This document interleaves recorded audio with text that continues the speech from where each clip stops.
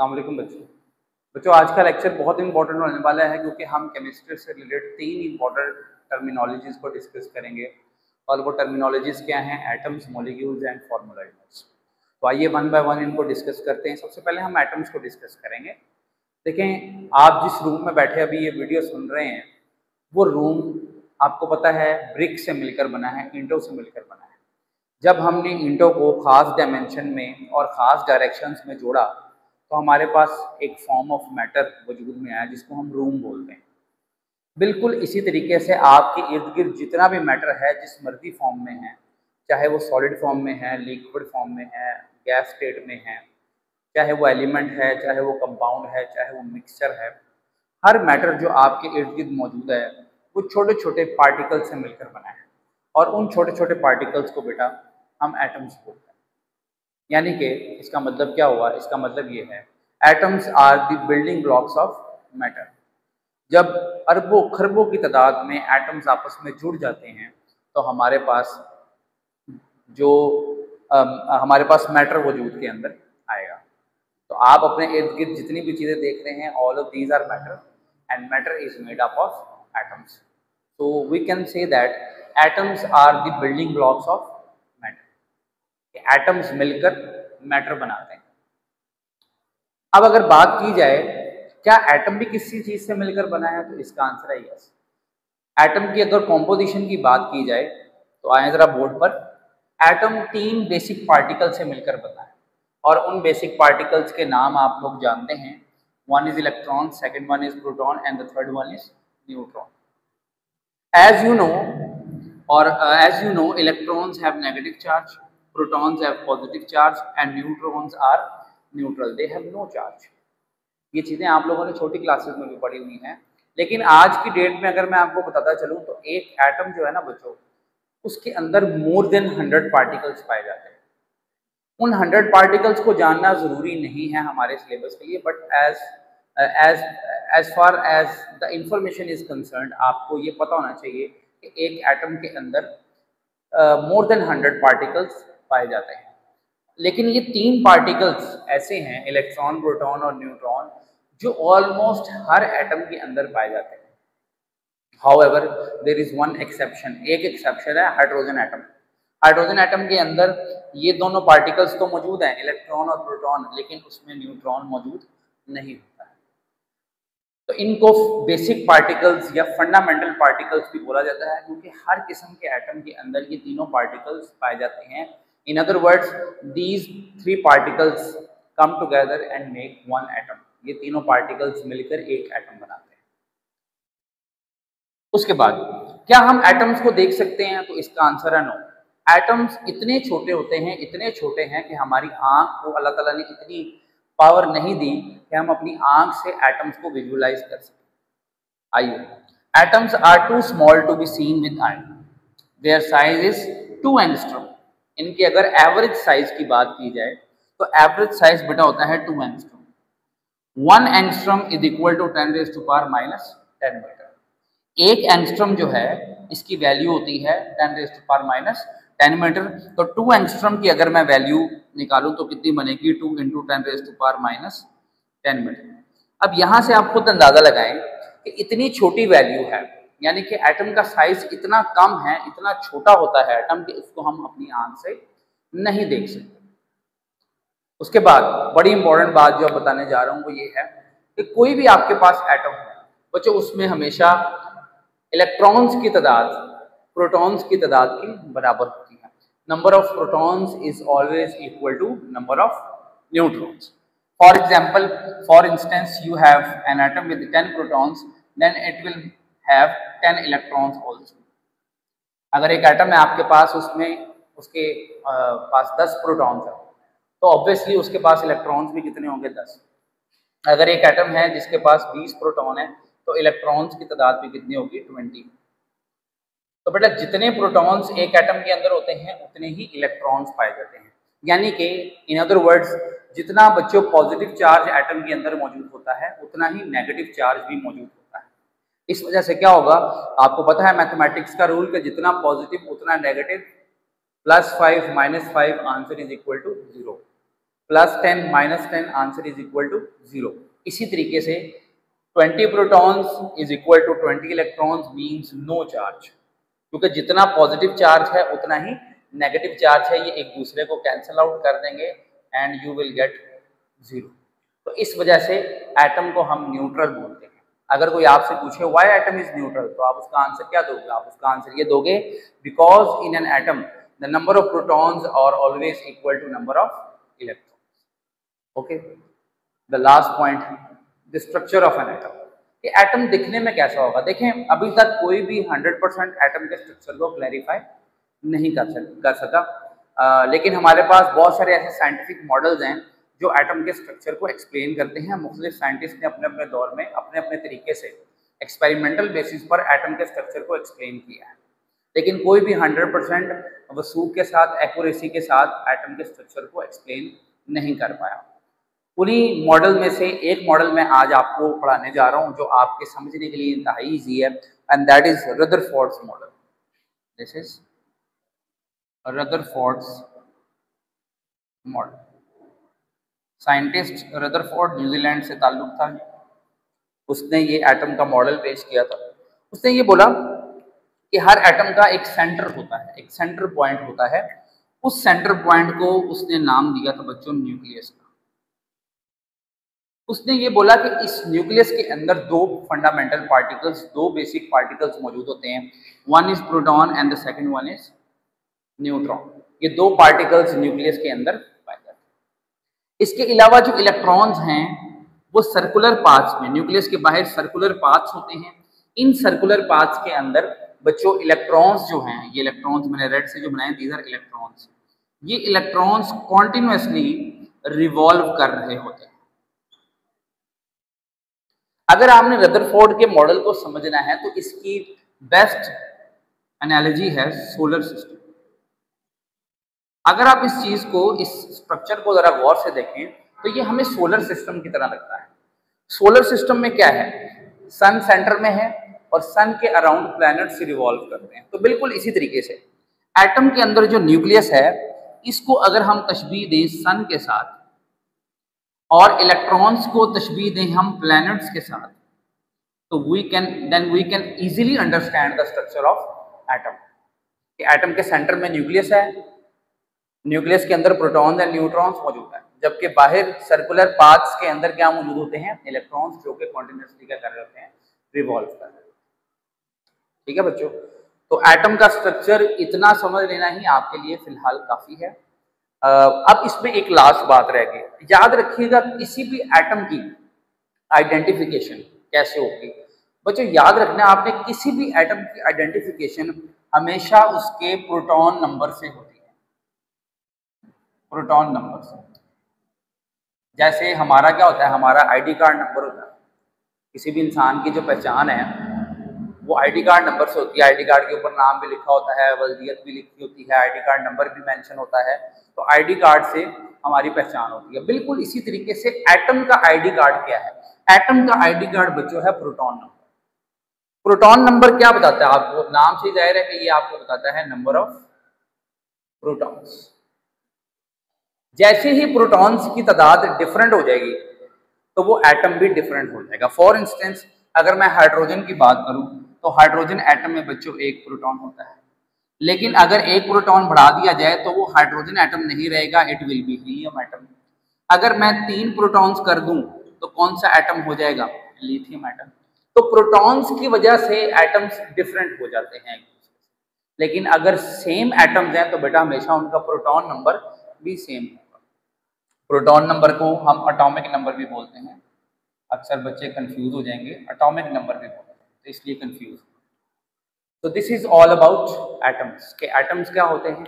अब हम अपने नेक्स्ट पार्ट की तरफ चलेंगे, दैट इज मॉलिक्यूल्स। तो आप ये नोट कर लें, इंपॉर्टेंट है।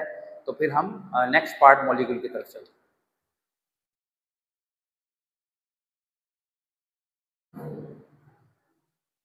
अच्छा बच्चों, एटम को डिस्कस करने के बाद अब हम डिस्कस करेंगे मॉलिक्यूल्स को। तो आइए देखते हैं मॉलिक्यूल्स कैसे बनते हैं। अ molecule is formed when 2 or more atoms share their electrons। कब बनता है मॉलिक्यूल, जब 2 या 2 से ज्यादा एटम्स आपस में इलेक्ट्रॉन शेयर करते हैं, इलेक्ट्रॉन्स की शेयरिंग करेंगे। इलेक्ट्रॉन्स की शेयरिंग क्यों होती है, इसकी क्या वजह है, वो अभी जानने की जरूरत नहीं, क्योंकि वो थोड़ा सा कॉम्प्लेक्स टॉपिक हो जाएगा। उसमें मुझे फिर आपको ऑक्टेट, डुप्लेट, बहुत सारी चीजें हैं, स्टेबिलिटी, अनस्टेबिलिटी, वो सारा बताना पड़ेगा। लेकिन अभी के लिए आप अंडरस्टैंड करें कि मॉलिक्यूल बनता कैसे है। मॉलिक्यूल कैसे बनता है, जब दो या दो से ज्यादा एटम्स इलेक्ट्रॉन की शेयरिंग करते हैं, और उस शेयरिंग के रिजल्ट में क्या होता है कि वो दो एटम्स आपस में या दो से ज्यादा एटम्स आपस में क्या हो जाएंगे, कंबाइन हो जाएंगे। तो डेफिनेशन पे यही है, a molecule is formed, a molecule is a species formed when two or more atoms share their electrons and combine with each other, और जब वो एक दूसरे के साथ कंबाइन हो जाए, रिजल्ट कंबाइन हो जाए। जैसे कुछ मॉलिक्यूल्स की मैंने आपके सामने एग्जांपल लिखी है। This is hydrogen molecule, this is oxygen molecule, this is nitrogen molecule, this is water, the most famous the water molecule. यहाँ पर दो एटम्स हैं, यहाँ पर भी दो हैं, यहाँ पर भी दो हैं, यहाँ पर भी, यहाँ तीन एटम्स हैं। एग्जाम्पल मैंने ली है हाइड्रोजन, क्योंकि ये मोस्ट जनरल और मोस्ट इजी एग्जाम्पल है अंडरस्टैंड करने के लिए। यहाँ पर आप देखो, मैंने अभी थोड़ी देर पहले आपको बताया कि हाइड्रोजन एक वाहिद एटम है जिसमें न्यूट्रॉन नहीं होता, प्रोटॉन और इलेक्ट्रॉन होते हैं। हाइड्रोजन का बच्चों प्रोटॉन नंबर यानी कि एटॉमिक नंबर होता है 1, यानी कि इसके अंदर एक प्रोटॉन है और एक क्या है, इलेक्ट्रॉन है। ये दूसरा हाइड्रोजन एटम है with the same situation, 1 proton and 1 electron. ये दोनों आपस में कैसे कंबाइन होंगे, ये क्या करेंगे, ये अपने इलेक्ट्रॉन्स एक दूसरे के साथ क्या कर लेंगे, शेयर कर लेंगे। यहाँ पर आप देखें, पहले ये दोनों इंडिविजुअल एटम से बिलोंग करते थे, अब ये दोनों, इन दोनों ने क्या किया है, अपने इलेक्ट्रॉन्स एक दूसरे के साथ शेयर कर लिए हैं, और आपके सामने क्या वजूद में आ गया है, हाइड्रोजन मॉलिक्यूल वजूद में आ गया है, क्योंकि ये दोनों एटम्स आपस में कंबाइन हो चुके हैं। अब ये जो इलेक्ट्रॉन्स, ये इलेक्ट्रॉन्स का पेयर जिसकी वजह से ये दोनों आपस में कंबाइन हुए हैं बच्चों, इस इलेक्ट्रॉन पेयर को बोला जाता है bond pair. This is known as bond pair. ठीक है। अब जरूरी नहीं है कि हर मॉलिक्यूल में एटम्स ने एक एक इलेक्ट्रॉन ही शेयर करना है। हाइड्रोजन में तो एक एक इलेक्ट्रॉन शेयर किया है, ऑक्सीजन में दोनों एटम्स दो दो इलेक्ट्रॉन शेयर करते हैं, नाइट्रोजन के अंदर तीन तीन इलेक्ट्रॉन शेयर करते हैं। अगर मैं इन तीनों एटम्स की बात करूं, दो हाइड्रोजन के हैं और एक ऑक्सीजन का है, तो ऑक्सीजन का एटम दो इलेक्ट्रॉन शेयर करेगा, जबकि हाइड्रोजन के दोनों एटम्स एक एक इलेक्ट्रॉन शेयर करेंगे। तो मॉलिक्यूल बनने में ऐसा नहीं है कि सभी मॉलिक्यूल्स की फॉर्मेशन में same number of electrons involve होंगे। हर मॉलिक्यूल में इलेक्ट्रॉन की शेयरिंग डिफरेंट तरीके से होगी, लेकिन होगी सिर्फ शेयरिंग। तो शेयरिंग ऑफ इलेक्ट्रॉन से जब एटम्स आपस में कंबाइन होते हैं तो नई जो केमिकल स्पीशी वजूद में आती है, दैट इज मॉलिक्यूल। अगर सिंगल लिखा हुआ है दैट इज एटम, अगर दो एटम्स या दो से ज्यादा एटम्स इकट्ठे हैं then it will be called molecule. अब ये एक बड़ी इंपॉर्टेंट टर्म है जो कि मॉलिक्यूल से ही रिलेट करती है, that is atomicity. What is atomicity? Atomicity is the number of atoms, number of atoms present in one molecule. किसी भी मॉलिक्यूल में, किसी भी एक मॉलिक्यूल में जितने नंबर ऑफ एटम्स मिलकर वो मॉलिक्यूल बना रहे हैं, वो उस मॉलिक्यूल की बेटा क्या कहलाएगी, एटॉमिसिटी कहलाएगी। जैसे अगर मैं बात करूं हाइड्रोजन मॉलिक्यूल, अगर इसकी एटॉमिसिटी की बात करें तो हाइड्रोजन मॉलिक्यूल की जो बच्चों एटॉमिसिटी है दैट इज 1। ऑक्सीजन 2। ऑक्सीजन की कितनी एटॉमिसिटी है? ऑक्सीजन की 2 है। नाइट्रोजन की भी कितनी है? 2 है एटॉमिसिटी। उसके बाद वाटर की अगर बात करें तो बच्चों इसकी एटॉमिसिटी है 3। सो एटॉमिसिटी क्या है? The number of atoms which are joining together to form a molecule. जितने एटम्स बच्चों मिलकर एक मॉलिक्यूल की फॉर्मेशन कर रहे होते हैं, उस नंबर ऑफ एटम्स को, एटम्स की टोटल तादाद को हम बच्चों एटॉमिसिटी बोलते हैं। एक बड़ी इंपॉर्टेंट बात जो आपको आपके ज़हन में लाना बहुत ज़रूरी है, दैट इज कि मॉलिक्यूल बच्चों हमेशा कौन से एलिमेंट्स बनाते हैं? They are always formed by non metals. जी, नॉन मेटल्स वो एलिमेंट्स हैं जो मॉलिक्यूल बनाते हैं। तो इसलिए मॉलिक्यूल की जब भी बात हो तो फौरन से जो चीज़ आपके ज़हन में आनी चाहिए, that must be non metals. तो इसका मतलब ये सारे के सारे एलिमेंट्स जो आपको नजर आ रहे हैं मॉलिक्यूल की फॉर्म में, they are all non metals. ये सारे के सारे नॉन मेटल्स होते हैं।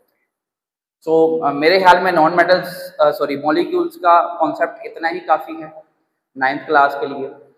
इसको मजीद हमने आगे आने वाले चैप्टर्स में मजीद इलेबोरेट करेंगे, लेकिन अभी के लिए इतना ही बच्चों काफ़ी है। इसको बच्चों आप नोट कर लें then I will move towards the last part of the video, and that is formula unit.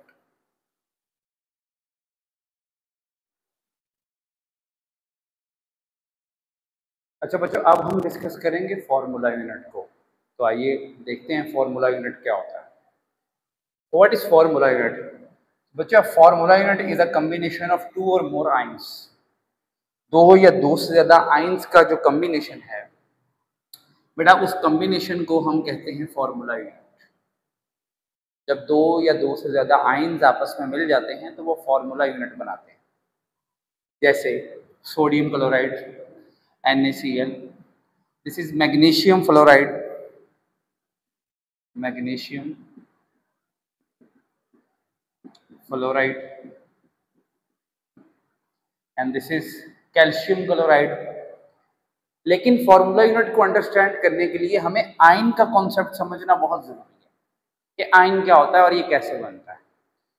बेटा, किसी भी एटम के ऊपर अगर पॉजिटिव या नेगेटिव चार्ज आ जाए तो उस एटम को जिस पर पॉजिटिव या नेगेटिव चार्ज आता है उस एटम को बेटा हम आयन कहते हैं। एनी एटम विद पॉजिटिव और negative charge is called ion. Question ये है कि ये बनता कैसे है? तो बेटा, आयन तब बनेगा जब कोई एटम या तो इलेक्ट्रॉन लूज करे या इलेक्ट्रॉन गेन करे। देखिए, an ion is formed when an atom loses और गेन्स इलेक्ट्रॉन्स। जब कोई एटम इलेक्ट्रॉन या तो गेन करे या लूज करे, ऐसा करने से क्या होगा? By doing this an atom acquires, atom के ऊपर चार्ज आ जाएगा। एटम के ऊपर या तो पॉजिटिव चार्ज आ जाएगा या फिर नेगेटिव चार्ज आ जाएगा। और ऐसा एटम जिस पर पॉजिटिव या नेगेटिव चार्ज हो बेटा, उसको क्या बोला जाता है? That is known as ion. जैसे ये हाइड्रोजन के ऊपर +1 है, दैट मीन्स हाइड्रोजन एक आयन है। ये हाइड्रोजन आयन की बात हो रही है। Oxygen -2, Ca+2 N -3, all of these are ions. अब जब कोई एटम इलेक्ट्रॉन लूज करता है ना बेटा, तो उस पर आता है पॉजिटिव चार्ज, और जब कोई एटम इलेक्ट्रॉन गेन करता है तो उस पर आता है नेगेटिव चार्ज। आगे हम इनको डिस्कस करेंगे क्यों पॉजिटिव और नेगेटिव चार्ज आता है। तो चूंकि चार्ज दो तरह का है, पॉजिटिव और नेगेटिव, इस वजह से आयंस भी बच्चों दो तरह का होगा, पॉजिटिव आयन और नेगेटिव आयन। बेटा, जो पॉजिटिव आयन होता है उसके लिए हम टर्म यूज करते हैं कैटाइन, जबकि नेगेटिव आयन के लिए टर्म यूज किया जाता है एनायन। कैटाइंस पर पॉजिटिव चार्ज होता है, ऐसे आयंस है जो अपने ऊपर पॉजिटिव चार्ज कैरी करते हैं, they are called cations, and those ions which carry negative charge with them, they are called anions. तो वन बाय वन इनको डिस्कस करते हैं। कैटाइन कैसे बनेगा? A cation is formed, cation कैसे बनेगा? A cation is formed when an atom loses electron. जब कोई एटम इलेक्ट्रॉन लूज करेगा तो वो कैटाइन में तब्दील हो जाएगा। क्यों? क्योंकि इलेक्ट्रॉन लूज करने से एटम के ऊपर कौन सा चार्ज आता है? पॉजिटिव चार्ज आता है। अब आइए इसकी अंदर की केमिस्ट्री को स्टडी करते हैं। Why atom carries positive charge on losing electron? Electron lose करने पर एटम पर पॉजिटिव चार्ज क्यों आता है? देखिए जरा, इसकी एग्जांपल मैं आपको ऐसे दूंगा, जरा कैल्शियम को आप समझें। कैल्शियम का बच्चों प्रोटॉन नंबर यानी कि एटॉमिक नंबर होता है 20। That means it contains 20 protons. और मैं आपको बता चुका हूं, प्रोटॉन की तादाद हमेशा इलेक्ट्रॉन की तादाद के बराबर होती है। जब ये कैल्शियम 2 इलेक्ट्रॉन्स लूज करेगा तो इस पर +2 चार्ज आएगा। इस +2 चार्ज का मतलब क्या है? देखें, लूज इलेक्ट्रॉन हो रहा है, प्रोटॉन की तादाद वैसे की वैसे ही रही है। यहां पर जब इस फॉर्म में, आयन की फॉर्म में एटम आ जाएगा तो प्रोटॉन्स तो वही रहे हैं, लेकिन इलेक्ट्रॉन्स की तादाद घट गई है। इलेक्ट्रॉन्स की तादाद कितनी हो गई है? इलेक्ट्रॉन्स की तादाद हो गई है 18। यानी कि in other words 2 protons are more as compare to electron. ये जो आयन है, इस आयन में 2 प्रोटॉन्स ज्यादा हो गए हैं एज कंपेयर टू इलेक्ट्रॉन। और वो जो 2 प्रोटॉन्स ज्यादा हुए हैं, सॉरी यहाँ पे प्रोटॉन, ये जो 2 प्रोटॉन्स ज्यादा हुए हैं, इन 2 प्रोटॉन्स को हम किस फॉर्म में लिखते हैं? चार्ज की फॉर्म में, पॉजिटिव चार्ज की फॉर्म में लिखते हैं। Same is the case with hydrogen. Hydrogen के पास बच्चों एक प्रोटॉन होता है और एक ही बच्चों क्या होता है, इलेक्ट्रॉन होता है।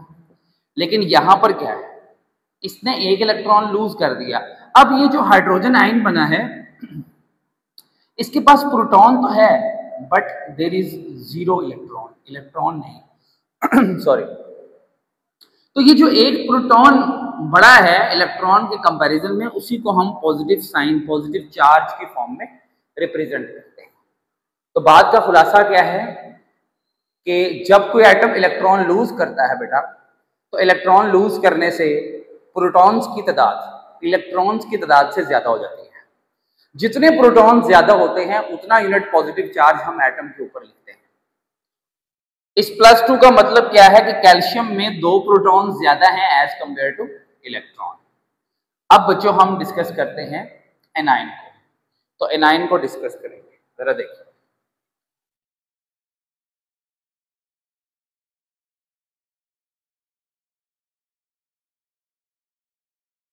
तो बच्चों एनाइन क्या होता है हम डिस्कस करेंगे। Second type which is A9.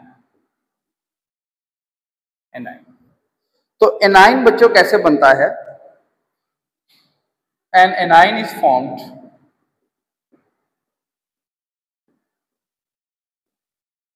when an atom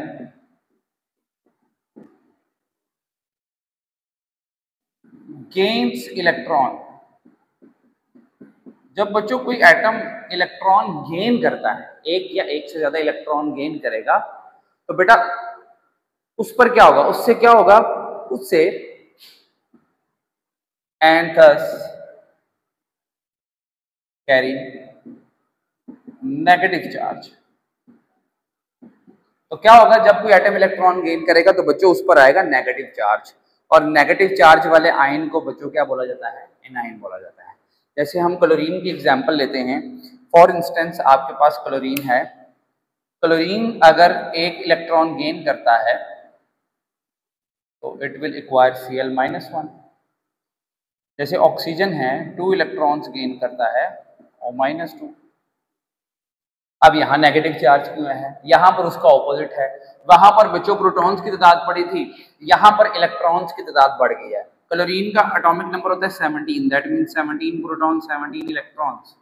लेकिन यहाँ पर रेशियो चेंज हो चुका है, 17 प्रोटॉन्स बट 18 इलेक्ट्रॉन्स। तो एक इलेक्ट्रॉन जो बड़ा है उस एक इलेक्ट्रॉन को हम इस नेगेटिव साइन से रिप्रेजेंट कर रहे हैं कि एक इलेक्ट्रॉन ज्यादा हो गया। ऑक्सीजन, यहां पर बच्चों 8 एटॉमिक नंबर होता है, मींस 8 प्रोटॉन्स 8 इलेक्ट्रॉन्स। लेकिन यहां पर 8 प्रोटॉन्स हैं बट इलेक्ट्रॉन्स कितने हो चुके हैं, 10, क्योंकि 2 इलेक्ट्रॉन गेन कर लिए हैं, तो 2 इलेक्ट्रॉन्स बढ़ गए हैं। यानी कि एटम तब रहता है जब उसमें प्रोटॉन और इलेक्ट्रॉन की तादाद बराबर रहती है। जैसे ही इन दोनों में फर्क आता है, अगर प्रोटॉन की ज्यादा तादाद हो जाएगी इलेक्ट्रॉन से तो वो कैटाइन बन जाएगा, अगर इलेक्ट्रॉन की तादाद ज्यादा रह जाती है प्रोटॉन से तो वो फिर क्या बन जाएगा, एनाइन बन जाएगा। इसमें बहुत सारी बातें और हम डिस्कस कर सकते हैं कि कैटाइन चले बन गया, उसको बनाने का तरीका क्या है, वो सारी बातें अभी के लिए फॉर द टाइमिंग मैं डिस्कस नहीं करूंगा क्योंकि उससे लेक्चर बहुत लेंथी हो जाएगा। आपके 9th क्लास के लेवल तक इतना ही काफी है कि आपको कैटाइन और एनाइन का। अब जैसे फॉर्मूला यूनिट का मैंने शुरू में डिस्कशन किया कि फॉर्मूला यूनिट बेटा तब बनता है जब आइंस आपस में कंबाइन होते हैं। कौन से आइंस, जब कैटाइन एनाइन के साथ बच्चों कंबाइन होगा तो उससे जो स्पीशी वजूद में आएगी उसको हम फॉर्मूला यूनिट बोलेंगे। जैसे फॉर एग्जांपल आपके पास सोडियम आयन है, सोडियम क्लोराइड की एग्जांपल लेते हैं। सोडियम क्लोराइड कैसे बना, ये ऐसे बना जब सोडियम आयन बच्चों कंबाइन होता है, कैसे, इससे Cl- क्लोराइड आयन से कंबाइन होता है। तो ये जो अब फॉर्मूला यूनिट बना है ये वाला, इन दोनों आइंस के कॉम्बिनेशन से ये जो फॉर्मूला यूनिट बना है, ये जो NaCl बना है बेटा, इसी को हम क्या बोलते हैं, this is called formula unit. जैसे यहां पर एक और एग्जांपल हम ले लेते हैं फॉर्मूला यूनिट की, जरा देखें आप।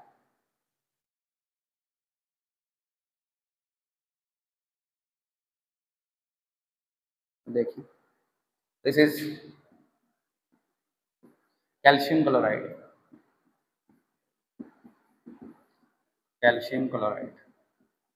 ये भी बच्चों एक फॉर्मूला यूनिट की एग्जांपल है।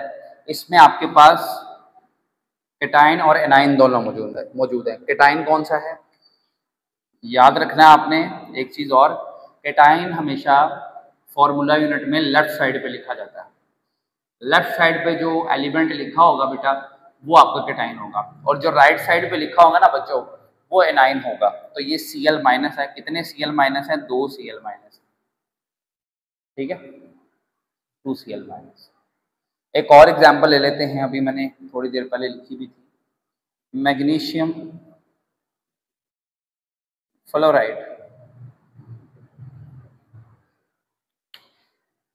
तो ये है जी मैग्नीशियम फ्लोराइड MgF, ठीक है जी, MgF।